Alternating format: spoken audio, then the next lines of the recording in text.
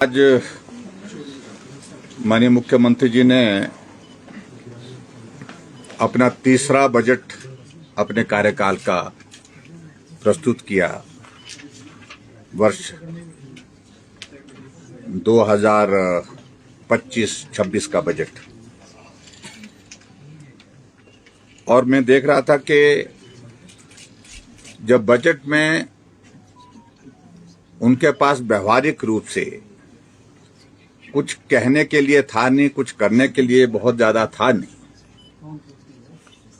ठीक उसी तरह से जिस तरह से महामहिम राज्यपाल महोदय जी का अभिभाषण को लंबा कर दिया गया और उसी प्रकार से बजट के भाषण को भी लंबा कर दिया गया। 2 घंटे 55 मिनट का लगभग मुख्यमंत्री का आज बजट भाषण हुआ है।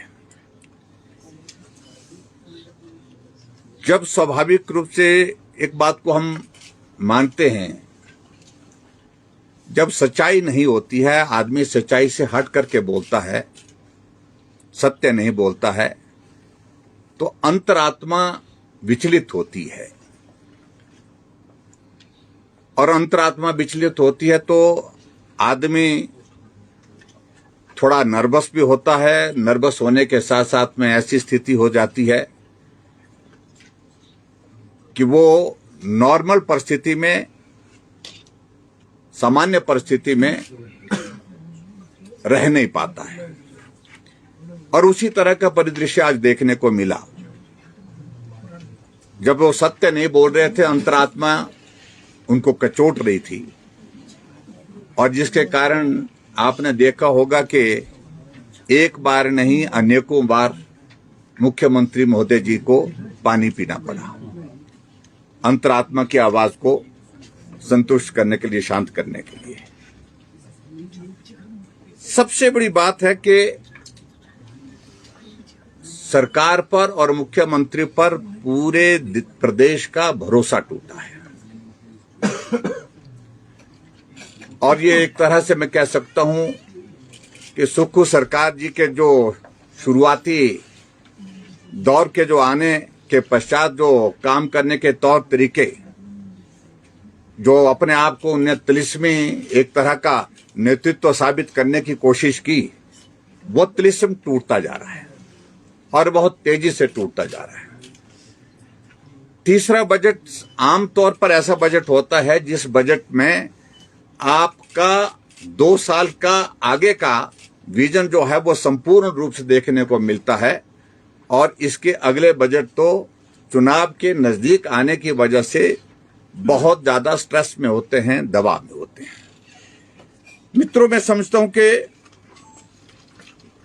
कि जो बजट प्रस्तुत किया गया वो कुल 2025-26 का जो बजट प्रस्तुत किया वो 58,514 करोड़ रुपए का कुल बजट प्रस्तुत किया गया। अगर हम पिछले कार्यकाल से अगर हम इसमें देखें, जो हमारी जो इंक्रीज बजट की होती थी वो कितनी होती थी? 2018-19 में जो हमने बजट प्रस्तुत किया था वो 41,440 करोड़ का था, और उसमें जो इंक्रीज थी 5,702 करोड़ रुपीस की, लगभग 16% की इंक्रीज थी जो हमने पहला बजट प्रस्तुत किया।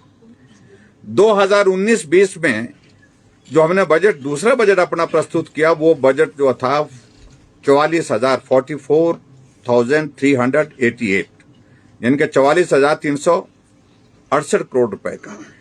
और जो इंक्रीज उसमें थी वो थी 2,948 करोड़ रुपए की, लगभग 3,000 करोड़ रुपए की, और 7.11।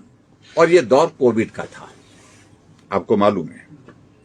2020-21 का बजट हमने प्रस्तुत किया 49,131 करोड़ का, और उसमें जो इंक्रीज थी 4,743 करोड़ की थी, लगभग 10.70% की, 70% की जो है उसमें इंक्रीज थी।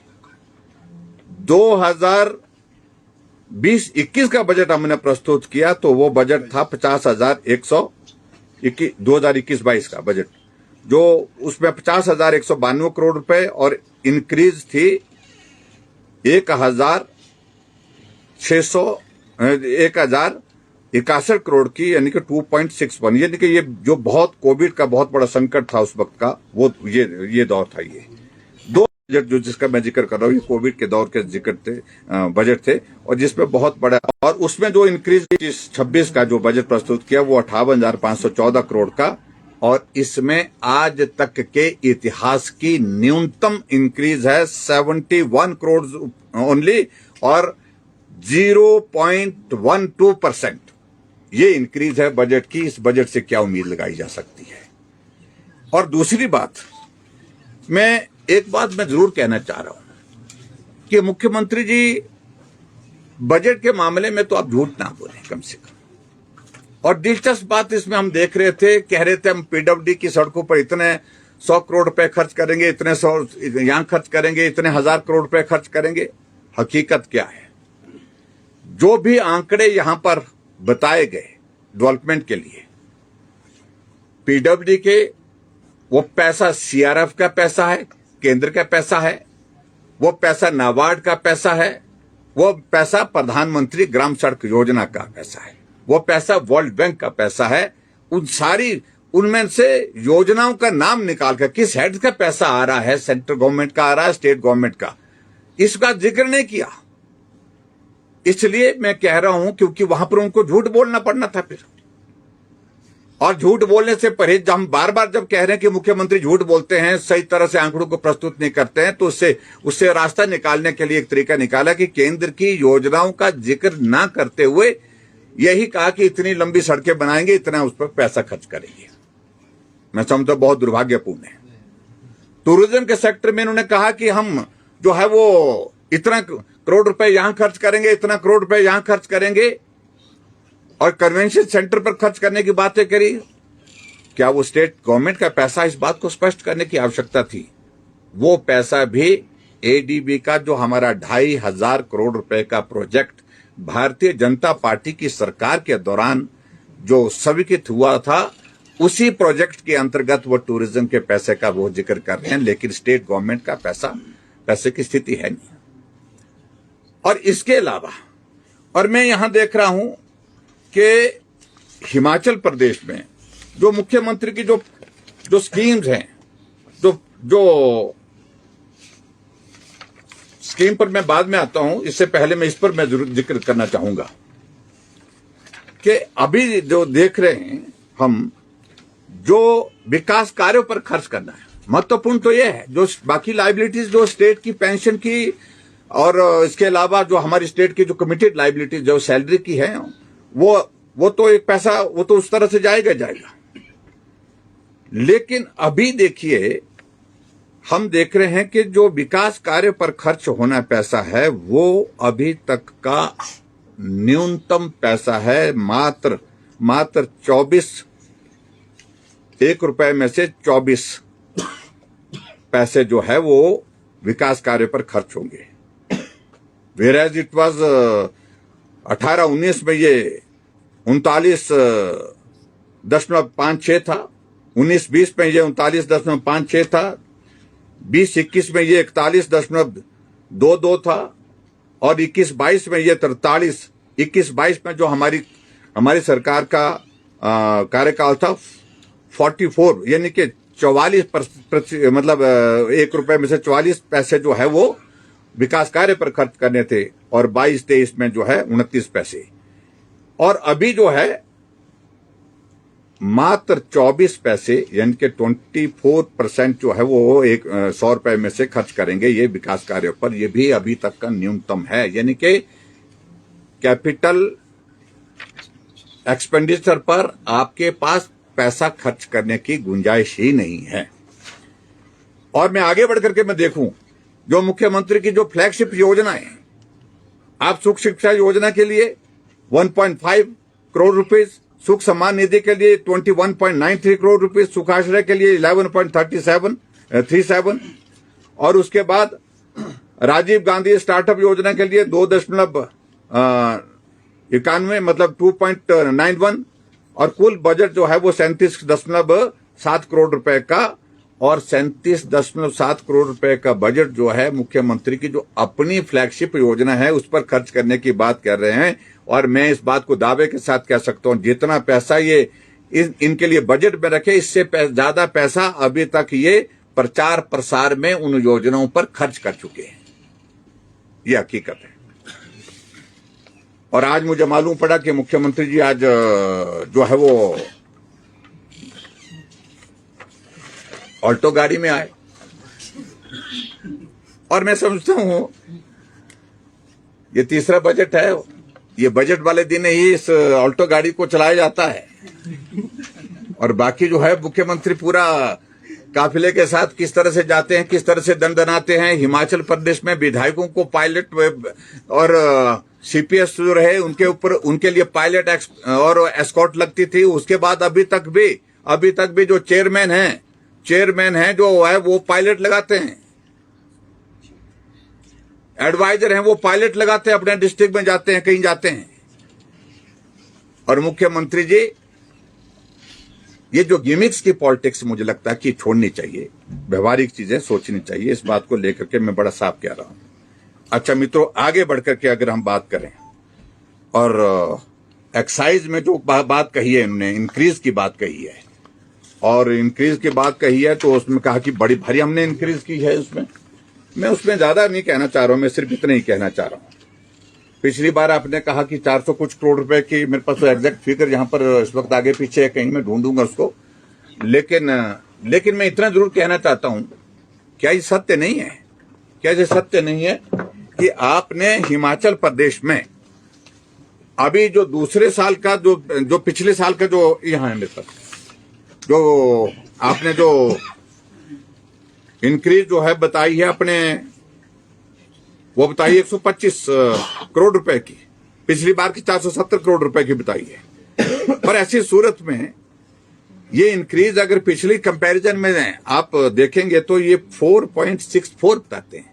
अगर 31 मार्च तक भी अगर इसको हम मान के चलें तो कितने पड़ेगी ये? ज्यादा से ज्यादा 150 करोड़ होगी, इससे ज्यादा तो नहीं होने वाली है। ये इतना बड़ा शार्प डाउनफॉल जो हुआ है, इसकी वजह क्या है ये भी हम जानना चाहते हैं। इस बात को लेकर के भी मुख्यमंत्री जी हमको जरा स्पष्ट करें।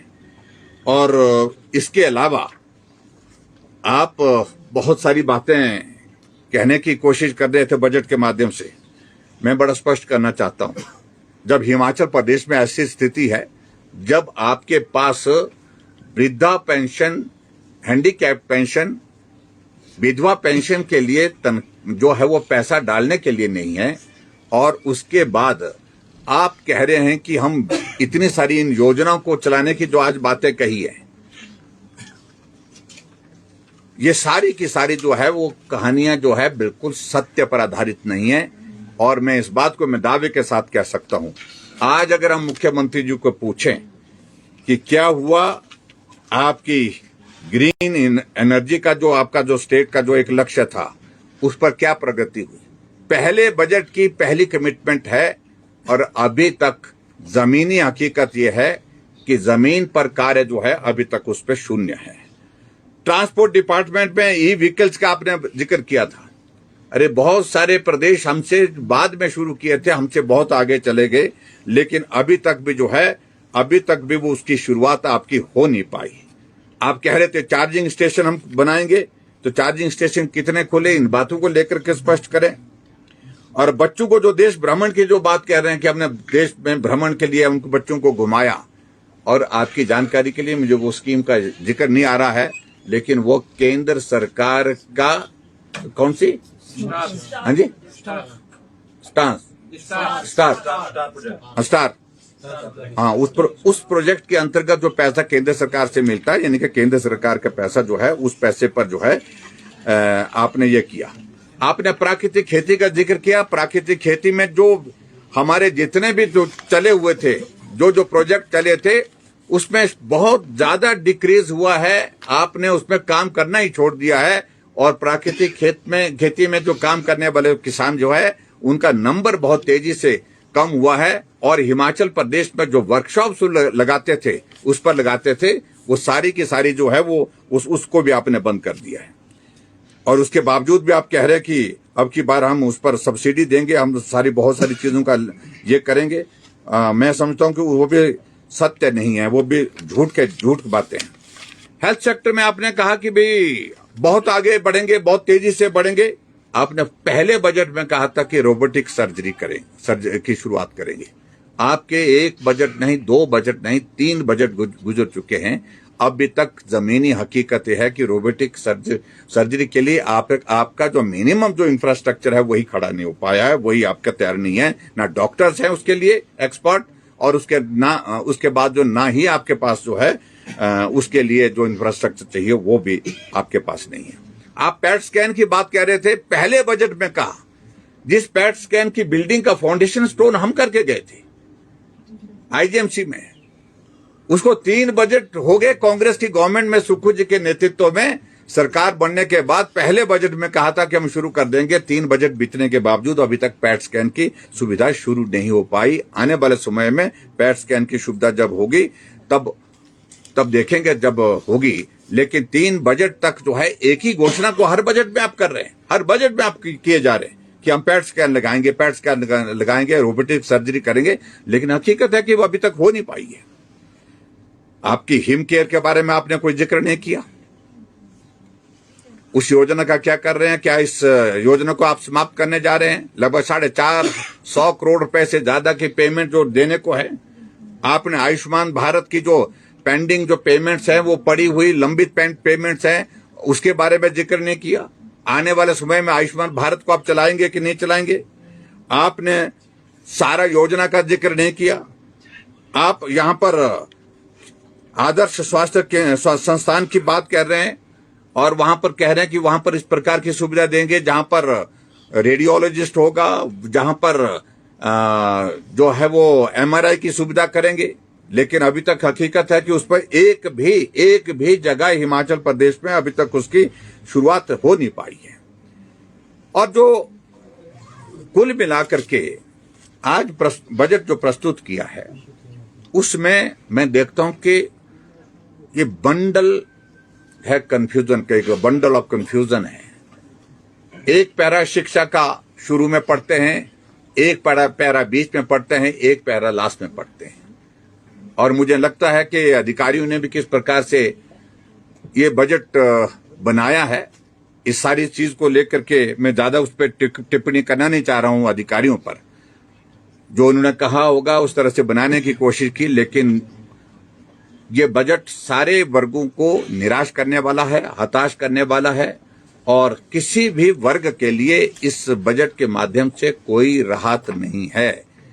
और आपकी अपनी योजनाओं के लिए, दूध के रेट्स के लिए थोड़ी सी स्लाइड सी इंक्रीज करने के बाद ऐसा माने कि हमने वो पूरा कर दिया।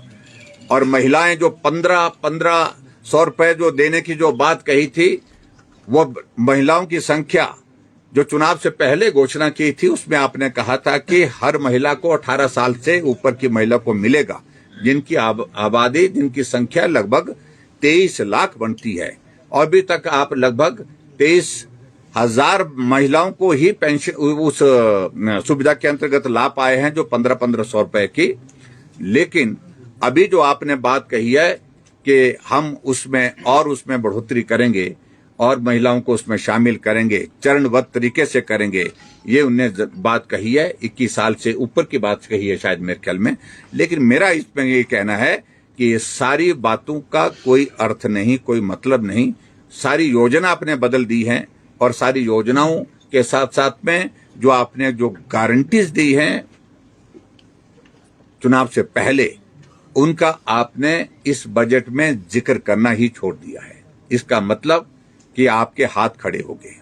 एक बात और भी उन्होंने स्वीकार की है कि ये वर्ष जो है, इस बार का 2025-26 का ये वर्ष, फाइनेंशियल ईयर जो है, बहुत क्रिटिकल है, बहुत संकट भरा हुआ है आर्थिक दृष्टि से। और जहां आप 3 वर्ष के बाद भी भारतीय जनता पार्टी की सरकार के कार्यकाल को दोषी ठहरा रहे हैं, भारतीय जनता पार्टी के सरकार में जो ऋण लिया गया उसका जिक्र कर रहे हैं, तो मुझे लगता है कि अच्छा होता कि आप इस तीसरे बजट में जो ऋण आपने हिमाचल प्रदेश में सरकार बनने के बाद व्यवस्था परिवर्तन के अंतर्गत 3 वर्षों में लिया, उसका भी जिक्र करते तो मुझे लगता कि अच्छा रहता। और इनको ये मालूम होना चाहिए कि हिमाचल प्रदेश में भारतीय जनता पार्टी की सरकार ने अगर सही मायने में शुद्ध ऋण की अगर बात करते हैं तो हमने सिर्फ 19,600 करोड़ रुपए का ऋण लिया था। और उसके साथ साथ में मैं ये भी कहना चाहता हूं कि हमने हिमाचल प्रदेश में जो कांग्रेस का ऋण जो है लगभग 50,000 करोड़ रुपए का जो ऋण छोड़ करके गए थे, उसमें से 39,000 करोड़ रुपए की देनदारियां ऋण की और ब्याज की चुकता की है कांग्रेस सरकार की। ये भी उनको इस बात का भी आभास होना चाहिए। ये आंकड़े पर मुझे लगता है कि विस्तार से हम थोड़ा अगर कल बोलने का मौका मिलेगा तो उस वक्त भी हम बात करेंगे। लेकिन कुल मिलाकर के मेरे कहने का अभिप्राय, दिशाहीन बजट और दिशाहीन सरकार और दिशाहीन नेतृत्व, विजनलेस आज की स्थिति इस प्रदेश की बन गई है। कहां ये प्रदेश जाएगा? प्रदेश का हर व्यक्ति, हर नागरिक आज चिंतित है और परेशान इस बात से कि क्या होगा उनका भविष्य, क्या होगा उनके बच्चों का भविष्य। इस बात को लेकर के पूरा हिमाचल आज चिंता में डूबा हुआ है। मुझे सिर्फ आज के बजट अभिभाषण पर जो है इतनी ही बात कह करके अपनी टिप्पणी समाप्त करनी। सरकार का कैपिटल एक्सपेंडिचर हर साल घट रहा है। पिछले साल 29 रह गए थे और इस बार 24 रह गए, तो इससे स्टेट की जो ग्रोथ है वो कितनी? देखिए, आप तो सारे काम रुके पड़े हैं पूरे हिमाचल प्रदेश में। पहले आप 3 साल से देख रहे काम तो रुके पड़े हैं, लेकिन अब तो आने वाले समय में और भी काम रुके रहेंगे। मतलब काम होने के विकास कार्य तो आप भूल जाइए। सिर्फ और सिर्फ, मैं फिर कह रहा हूं, सिर्फ और सिर्फ केंद्र सरकार की योजनाओं के माध्यम से प्रदेश में विकास कार्य जितना कर पाएंगे वही विकास कार्य हिमाचल के लोगों के हित में आएगा। आदरणीय प्रधानमंत्री नरेंद्र मोदी जी के आशीर्वाद से जो पैसा हिमाचल प्रदेश के लिए जो स्टेट के शेयर के रूप में मिलेगा, केंद्र की योजनाओं के तहत मिलेगा, केंद्र के प्रोजेक्ट्स के माध्यम से मिलेगा, वही हिमाचल प्रदेश में विकास करने के लिए हमारे पास उपयोगी हो पाएगा। अन्यथा प्रदेश सरकार ने विकास पर ताला लगा दिया है।